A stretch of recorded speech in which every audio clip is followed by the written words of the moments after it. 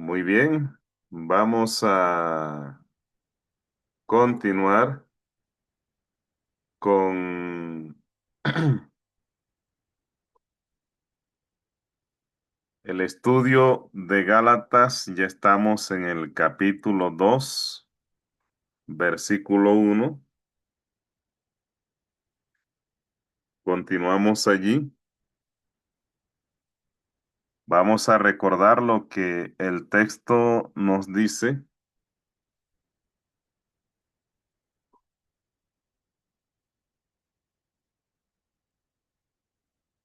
El texto nos dice, después, pasados 14 años, subí otra vez a Jerusalén con Bernabé, llevando también conmigo a Tito. Nosotros habíamos quedado en la diferencia que tuvieron en ese momento Pablo y Bernabé, y decíamos en la clase anterior que ambos tenían la razón porque Pablo lo que eh, quería era enseñarle disciplina, enseñarle que eh, en el camino cristiano los compromisos que nos hacemos, sobre todo compromisos espirituales, deben eh, ser cumplidos. Y Bernabé lo que quería era discipularlo. Son dos cosas que ambas son válidas en la iglesia, son necesarias aplicar. Y lo importante de esto es que Bernabé y Pablo, a pesar de la dificultad que tuvieron o la diferencia, no fueron enemigos. Sencillamente, como no estuvieron de acuerdo en ese momento, entonces Bernabé decidió seguir en su ministerio, separado de Pablo en ese momento. Y Pablo también decidió continuar con el ministerio que el Espíritu Santo le había encomendado. Y vemos, por ejemplo, en Primera de Corintios capítulo 9 versículo 6 que no hay una enemistad entre ellos. Primera de Corintios capítulo 9 versículo 6 ahí nos dice, ¿o solo yo y Bernabé no tenemos derecho de no trabajar? Aquí Pablo, en este texto, está hablando acerca de y no solamente en el texto, si usted mira unos versículos más atrás, está hablando de los derechos que tiene un apóstol, y no solamente se incluye él como apóstol, sino que incluye a Bernabé, porque una diferencia no iba a llevar a Pablo a desconocer el trabajo que estaba haciendo Bernabé. Algo que sí ocurre con nosotros. Existen hermanos dentro de la iglesia que todavía tienen un poco de carnalidad, y a veces se vuelve una batalla cuando se trata de presentar argumentos. Y no solamente esto lo hacemos con hermanos dentro de las iglesias, pero también lo hacemos con personas que pertenecen a otro grupo religioso, porque vamos pensando en que tenemos que ganar el debate y así el otro tenga la razón. Nosotros tenemos que ser ganadores, cuando es mucho mejor escuchar, es mucho mejor tratar de entender la posición, el punto de vista desde el que el otro está hablando, pero nosotros hemos aprendido a que aunque el otro no tenga la razón, y lo he vivido muchas veces, aunque el otro no tenga la razón, eh, o aunque el otro tenga la razón, más bien yo tengo que salir ganador. Entonces, no es esto lo correcto. Y a veces esto nos lleva, en algunos casos, a desconocer el buen trabajo que el otro está haciendo. La única manera de que yo entre en desacuerdo con una persona es que esté enseñando falsa doctrina, que esté negando a Cristo como el autor y consumador de la salvación, que esté negando el concepto, no el que yo tengo, sino el que la Biblia me enseña acerca del Evangelio. Si está predicando, como dice aquí Gálatas, un evangelio diferente, entonces ahí el asunto es bastante complicado. Pero por diferencias que son meramente humanas, donde en cuanto a la palabra de Dios, lo que yo piense no interesa, interesa lo que piense Dios, los pensamientos que Dios comunica a través de la palabra. Por eso no es que yo voy a desconocer el buen trabajo que está realizando una persona que se está poniendo al servicio de Dios. Entonces vemos aquí que Pablo no solamente defiende su causa, aunque Pablo nunca procuró ser sostenido por las iglesias, precisamente porque habían personas que eran ociosas, que no trabajaban en el Evangelio, pero pretendían vivir del Evangelio. Entonces Pablo, para ser ejemplo de estos ociosos, en segunda de Tesalonicense 3:9 o 3:10, dice, el que no trabaje, que tampoco coma, porque es que estas personas pretendían vivir de balde. Entonces, el apóstol prefiere dar el ejemplo trabajando, ganándose el sustento de cada día, pero eso no le impedía expresar los derechos que tiene un apóstol, y no solamente se incluye él, sino que le da un reconocimiento al buen trabajo que está realizando Bernabé en su ministerio. Entonces, hasta aquí podemos decir que nunca, a pesar de esa diferencia, nunca hubo una enemistad entre Pablo y Bernabé. Pero Pablo a Jerusalén no solamente había llevado a Bernabé, sino que también había llevado a Tito. Y en el capítulo 1 lo mencionó, ya lo leímos, en el versículo 1, perdón, y también menciona en el versículo 3, hace mención de Tito en una situación, dice, mas ni aun Tito, que estaba conmigo, con todo y ser griego, fue obligado a circuncidarse. Esto lo presenta como argumento ante las personas que estaban defendiendo la circuncisión, que los que decían que además de aceptar a Cristo como Salvador, que además del bautismo, además de la obediencia al Evangelio, era necesario que se circuncidaran.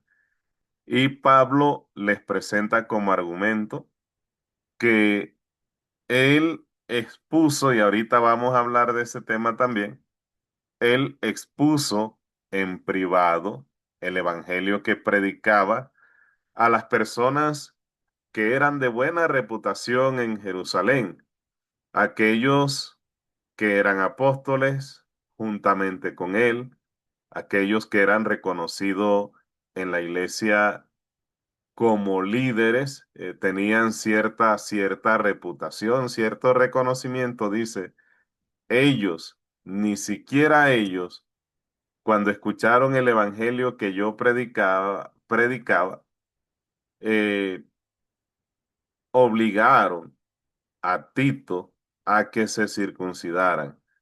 Y tengan presente, estoy parafraseando lo que dice el texto, tengan presente que Tito es griego. Es decir, Tito es un gentil griego que había obedecido al evangelio y a pesar de ser griego, no fue obligado a ser circuncidado. Entonces, Pablo, con esta mención en el versículo 3, lo que pretende, son dos cosas. Primero, mostrar lo que el Espíritu Santo estaba haciendo en el pueblo gentil, porque no era Pablo.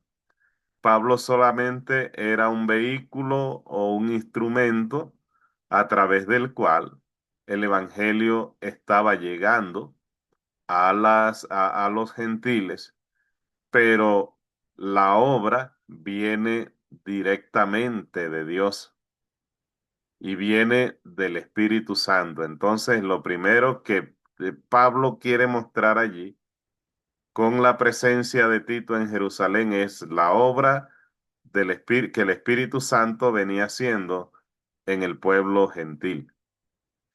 Y en segundo lugar, presentarle este argumento a los que defendían la circuncisión, que aquellos que eran llamados apóstoles, que eran reconocidos de alguna manera por la iglesia, no obligaron a Tito a circuncidarse. Es decir, que estaban de acuerdo con el evangelio que Pablo estaba predicando.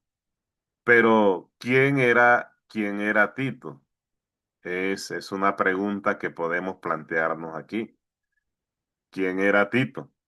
Vamos a Segunda de Corintios para hablar un poco de este personaje. Segunda de Corintios, capítulo 8, versículo 23. Aquí la palabra de Dios nos dice, en cuanto a Tito, es mi compañero y colaborador para con vosotros. Y en cuanto a nuestros hermanos, son mensajeros de la iglesia y gloria de Cristo. Entonces se refiere a Pablo, a Tito, perdón, como en primer lugar, como un compañero, un amigo, y eso debemos ser los que estamos desempeñando un ministerio juntos.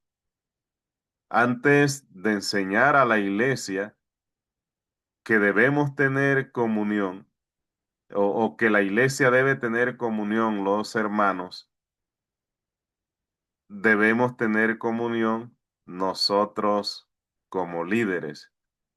Y no queremos un compañero, alguien que nos ayude a trabajar, sino que queremos un amigo. Esa es la diferencia entre las organizaciones terrenales y la organización celestial, porque para mí la iglesia es una organización que está dirigida directamente por Dios. Entonces, la diferencia es que en una organización común y corriente como la que ustedes conocen, cualquier organización de este mundo, las personas se limitan a tener de pronto cierta relación mientras están en el lugar de trabajo. Salen de allí llegan a casa y ya se desentienden de ese compañero de trabajo. Aquí Tito, más que un mero compañero de trabajo, que solamente se limitaba a evangelizar con Pablo, era un amigo. Tal vez conocía cierta intimidad del apóstol Pablo, tal vez, al igual que Bernabé, en algún momento le sirvió de consolador y las personas que de una u otra manera dirigen, porque dirigimos de cierta forma asumimos un liderazgo y si no hay una persona que enseñe y que esté atento a los asuntos de la iglesia, si no hay alguien que asuma el rol del líder, las iglesias forman, y valga, de pronto puede ser muy rudo lo que voy a decir, pero se forma un despelote mucho mayor que el que hay, porque no somos perfectos. Dios entregó algo espiritual en manos de seres humanos imperfectos que se equivocan. Entonces, no somos perfectos y de cierta manera hay algún grado de desorganización y si no estuvieran los líderes, la cosa estuviera peor. Entonces, no podemos desconocer ese rol. Como lo dije en la enseñanza pasada, el líder está al servicio de Dios y al servicio del prójimo, de la persona más próxima, que son los que están en la iglesia. Pero no debe enseñorearse de ese puesto ni creer que tienen que rendirle pleitesía porque es el líder. Él está al servicio de Dios. Pero la iglesia no puede desconocer su labor. Ahora, ese equipo de trabajo están unidos para tener comunión, sirviéndole así de ejemplo al resto de la iglesia. Yo debo velar, yo no le voy a dar salvación, pero sí debo velar por el alma de esos otros líderes que me están acompañando y ellos deben velar por el alma mía. Si ven que me estoy equivocando, deben ayudarme, deben hacerme observaciones, deben procurar evitar que yo vaya a afrontar alguna situación que resulte en una catástrofe para la iglesia, para mí, para mi familia. Y esto era Tito para Pablo. Él dice, es mi compañero. No solamente me ayuda a trabajar, sino que es mi amigo, es compañero y es colaborador. Entonces, mire lo importante y para que Pablo, un hombre que, eh, por lo que nos enseña la Biblia, es alguien que tiene un carácter estricto, porque vemos lo que pasó con Juan Marcos, que porque no terminó de hacer un viaje con él no consideró que fuera útil llevarlo en el segundo viaje. Entonces, si Pablo hace este reconocimiento, es porque Tito le estaba siendo muy útil al apóstol. Vamos a otro texto, allí mismo en Segunda de Corintios. Me regalan un momento, por favor, voy a ver el texto por acá, que se me extravió el texto. Segunda de Corintios 12:18. Vamos acá otra vez.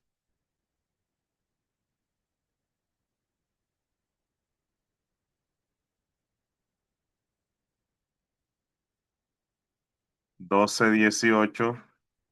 Segunda de Corintios nos dice, rogué a Tito y envié con él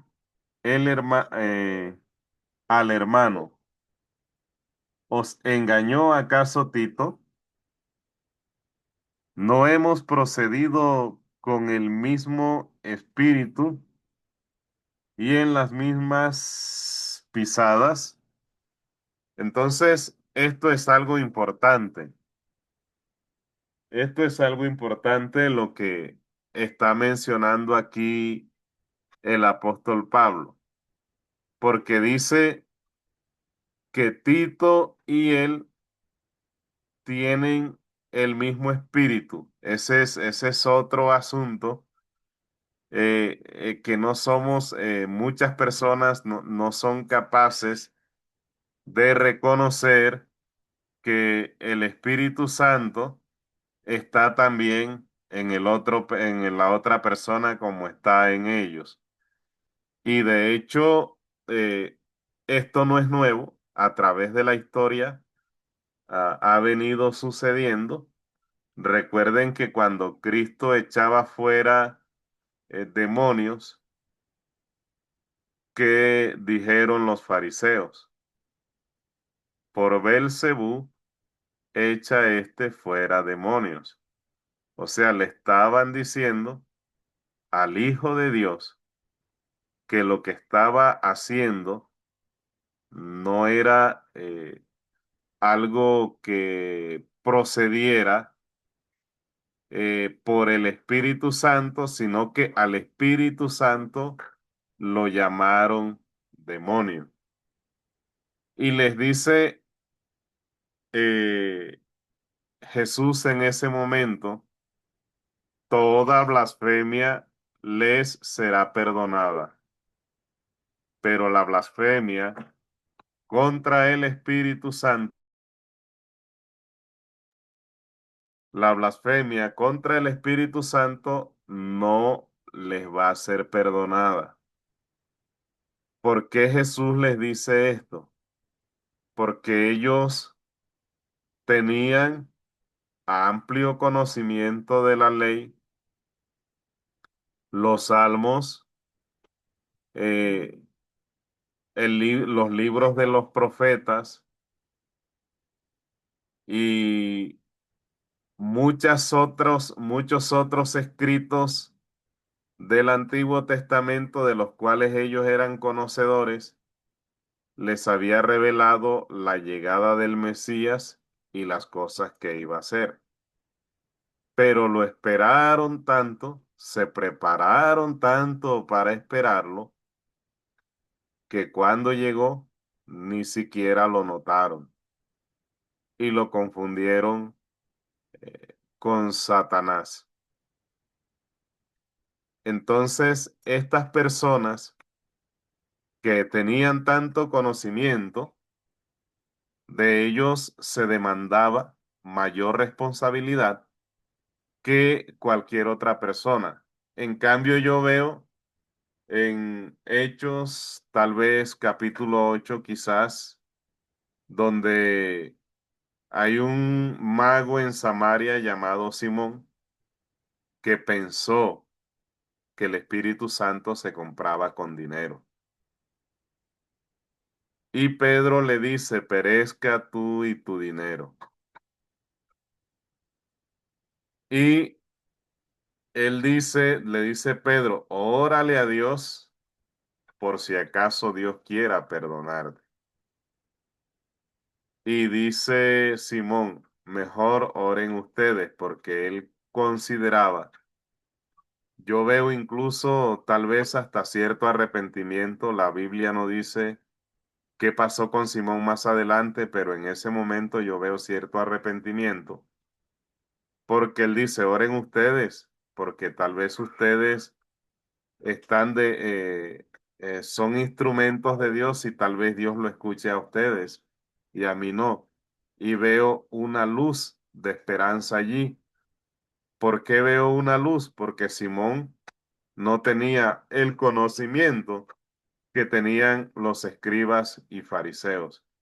Ellos tenían tanto conocimiento, pero habían entrado en un punto de no retorno, porque a pesar de su conocimiento, tenían un odio hacia Jesús que no iba a cambiar de un momento a otro. Como les digo, habían entrado en un punto de no retorno y pidámosle a Dios que no nos permita a nosotros llegar a ese punto, porque para llegar a blasfemar del Espíritu Santo se necesita, se necesita desconocer el Evangelio, desconocer la obra de Cristo, y eso no sucede de una manera tan fácil, tan sencilla.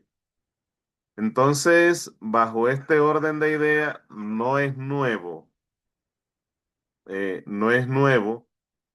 que una persona identifique a alguien con Satanás y no sea capaz de reconocer que el Espíritu Santo de Dios, que lo bueno que hace es porque el Espíritu Santo de Dios está obrando en esta persona.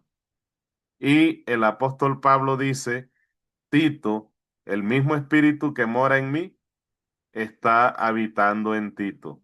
Y los dos obramos de la misma manera, es decir, está diciendo, el que vaya a Tito a ustedes es como si estuviera yo presente, porque los dos tenemos el mismo procedimiento y los dos obramos de la misma manera porque estamos siendo dirigidos por el mismo Dios.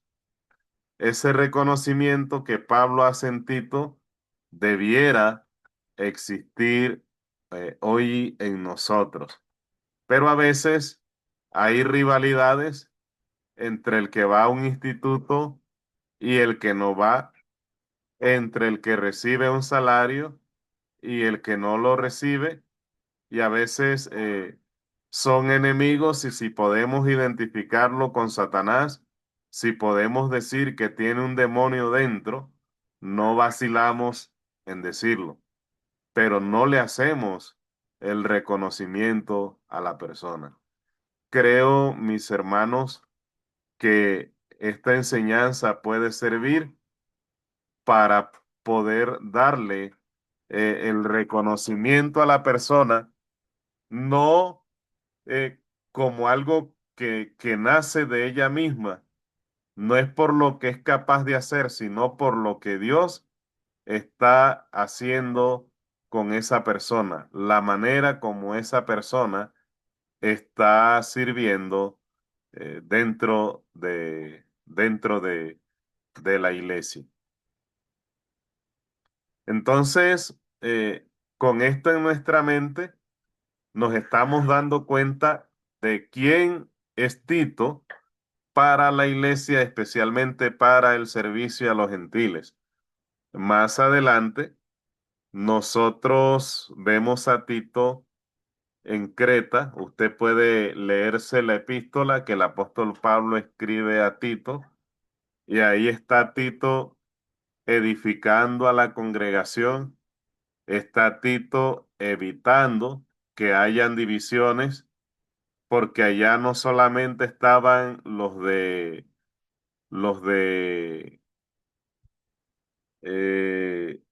la circuncisión, sino que habían unas personas perversas, ciertas personas que seguían determinada corriente filosófica y que entonces Pablo le dice, corrige lo deficiente que haya en esa iglesia, enséñale a las mujeres, especialmente a las ancianas, que no sean borrachas, sino que sirvan que sirvan, que enseñen a las jóvenes a ser amantes de sus maridos, a tomar su matrimonio para glorificar a Dios.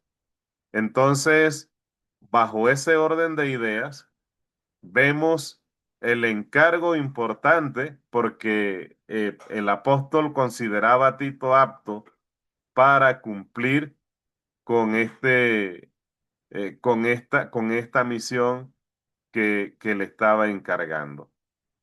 Entonces, esto nos deja como enseñanza, creo que lo repetí al final del estudio pasado, nos deja como enseñanza que debemos tener buenos compañeros, no solamente que sean estudiosos de las escrituras, sino que además de eso tengan intimidad con Dios, que oren a Dios, que pidan sabiduría, que anhelen el Espíritu Santo en presencia de ellos para que puedan hacer las cosas, porque no solamente por el conocimiento que se convierte en letra muerta si no es adornado con buenas acciones, sino que trabajen dirigidos también por el Espíritu Santo y sobre todo que sean buenos compañeros, que sean amigos, que sean dignos de confianza, algo difícil para el ser humano, convertirse en digno de confianza, que ese compañero sea alguien con el que se pueda compartir situaciones difíciles, no solamente personales, mías, en mi caso, si deben ser buenos amigos míos y yo buenos amigos de ellos, que a la hora de yo confiarle una intimidad, no la ventilen con otras personas, por ejemplo.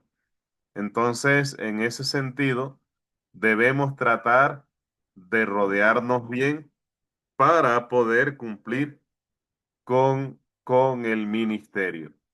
Y vemos que tanto Tito como Bernabé fueron personas importantes para Pablo y que su amistad estuvo por encima de cualquier diferencia. Algo que hoy en día difícilmente sucede con nosotros, a pesar de que tenemos tanta enseñanza. Recordemos que estas personas obraban guiados por Dios, obraban guiados por la voz del Espíritu Santo. En muchas ocasiones no tenían un escrito, los escritos eran escasos, no eran para todos, entonces dependían del Espíritu Santo. Hoy en día nosotros tenemos una enseñanza valiosa como la enseñanza del Sermón del Monte, donde te dice, por ejemplo, en la primera parte, donde te dice que tienes que ser pobre en espíritu, que tienes que ser manso, que tienes que ser de corazón limpio, y eso te impide, si pones en práctica todo lo que dice el Sermón del Monte, al menos hasta lo que hemos mencionado ahora, eso te impide sentir odio, enojarte contra tu hermano, alojar en tu corazón emociones negativas o pensamientos de maldad. Por lo tanto, la amistad como Pablo y Bernabé debe trascender las diferencias, pero no somos capaces de eso y muchos de nosotros debemos reconocer que nos hace falta mucho en esa parte.